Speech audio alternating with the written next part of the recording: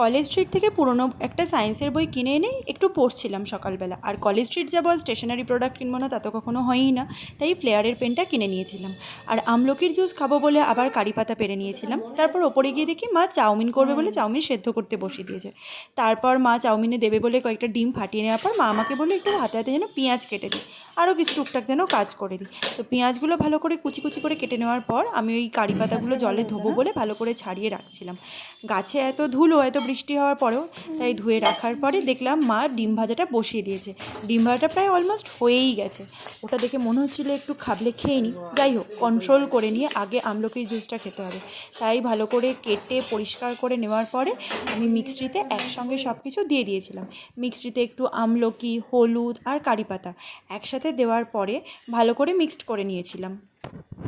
তারপরে ওতে আধ কাপ মতো জল মেশানোর পর, যাতে কনসিস্টেন্সিটা একটু ঠিক ঠিক মতো হয়, ধুয়ে নেওয়ার পরে দেখলাম বেশ ভালো হয়েছে। তারপরে মায়ের সাথে গল্প করতে করতেই আমলকি জুসটাকে ছেঁকে নিলাম। ছেঁকে নেওয়ার পর দেখলাম আরেকটু জল দিলে ভালো হয়, তাই আরেকটু জল মিশিয়ে দিয়ে সেটাকে ভালো করে ঘেঁটে নিয়ে তিনজনের পরিমাণ যেমন হয় সেই তিনজনের পরিমাণ মতো করে নিলাম। এইরকম হয়েছিল। সবাই হাফ কাপেরও কম কম করেই খাই। খেতে খেতে দেখলাম মোটেই খেতে ভালো হয়নি। ততক্ষণে মায়ের চাউমিন তো প্রায় রেডি। ভাবছিলাম কতক্ষণে খাবো, কিন্তু সবে আমলকি খেয়েছিলাম তাই একটু কন্ট্রোল করে বসেছিলাম। ততক্ষণে দেখলাম পাপা বাজার থেকে বেশ বড় বড় পুঁটি আর পাবদা এনেছে। রোববার বলে কথা, তাই পুঁটি আর পাবদা মাছ তো চাই চাই, আর এনেছে মাছের ডিম। তারপরে মা বললো ব্রেকফাস্টটা করে নিতে, তাই আমি চাউমিনটা প্লেটে করে তুলে নিয়ে মায়ের সাথে কথা বলতে বলতেই খাচ্ছিলাম। খেতে সত্যিই দারুণ হয়েছিল। মা তার ওপর বলছিল যে একটু চিকেন আর চিংড়ি মাছ হয়ে দিলে আরও দারুণ হবে।